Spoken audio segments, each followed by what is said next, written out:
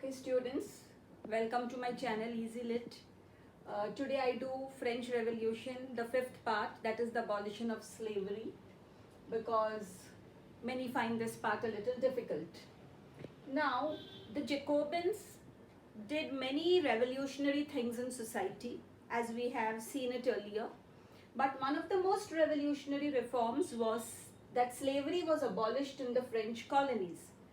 Now, how India was a colony of the British, that way even the French had colonies in the Caribbean. Now, what were the names of the colonies? Martinique, Guadeloupe and Saint Domingo.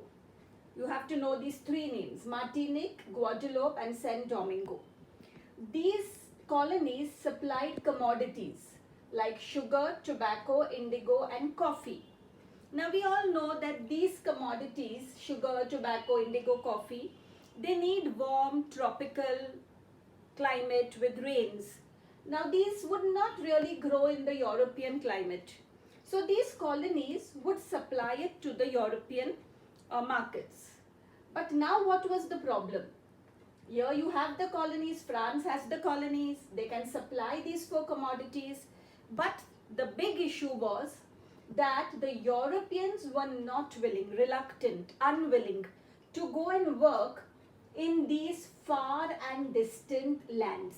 They were not willing to go because the lands were far and they didn't know what sort of a place it was. It was very unfamiliar. Therefore, there was shortage of labor. Now, when there's a problem, you'll have a solution. What was the solution?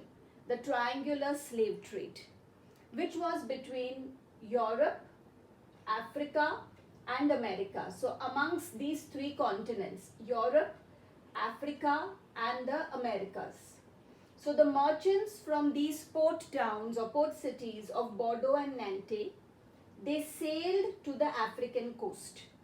Now why would they come to Africa? Because here France is in Europe, so naturally your colonies of France are somewhere over here. So you don't need this place in the middle. But they came to the African coast. Why? Because they bought slaves from the local chieftains. Local chieftains means the chiefs of the tribes over there. Slaves are people who have absolutely no freedom, no rights. Once they are bought, they become the property of the owner. So these merchants bought slaves from the local chieftains. Then these slaves were branded. Branded means a permanent ink mark would be put on them to show the ownership. Shackled, tied up with chains and then packed into ships. And the journey was very long. It was a 3-month journey from the Atlantic to the Caribbean. Now what happened? I've made this arrow over here. These slaves, once they reach the Caribbean in these ships, they are sold to the plantation owners. Now exploitation of slave labor. Exploitation means when you make use of somebody or something for your selfish purpose. It is only for your advantage, not for that other person or other thing's advantage. So here the slave labor was exploited, and because of this exploitation, the demands for indigo, sugar and coffee in the European markets were met. So slave labor was exploited and indigo, sugar and coffee, which was in great demand in the European markets, that demand could be met. And Bordeaux and Nantes and other such places really prospered, economically became very, very rich because of the slave trade. So this was your triangular slave trade. This is what it is, and this part is why did it start. Now you come to another part, and that is all through the 18th century. Very, very little criticism of slavery in France, and this is so very ironic. France started the revolution in 1789 because they wanted freedom from their authoritative, despotic ruler. But here there is slavery in the colonies owned by France. The National Assembly held huge, long debates, very long discussions, whether the rights of man should be given to the French subjects, including those living in the French colonies. So these discussions were there, but no law was passed. Why this law was not passed?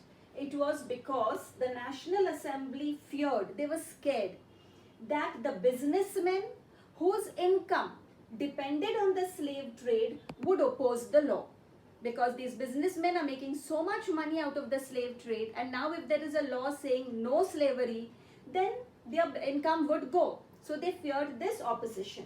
But in 1794, the convention passed a law freeing all the slaves from the French colonies. But this was unfortunately a very short-term measure, because after 10 years, Napoleon came to power and he brought back slavery. He reintroduced slavery. Now these plantation owners who are buying the slaves and exploiting them, making them work so hard, they felt they have the freedom, that their freedom included, in their freedom there was also one more thing, that was the right to enslave the African Negroes.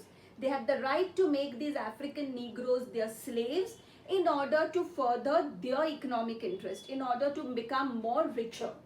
But finally, slavery was abolished in France in the year 1848.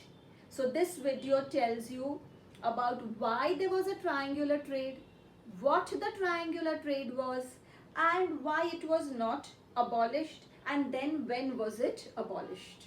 Okay, so this is about the fifth part. Hope it's easy learning, and thank you.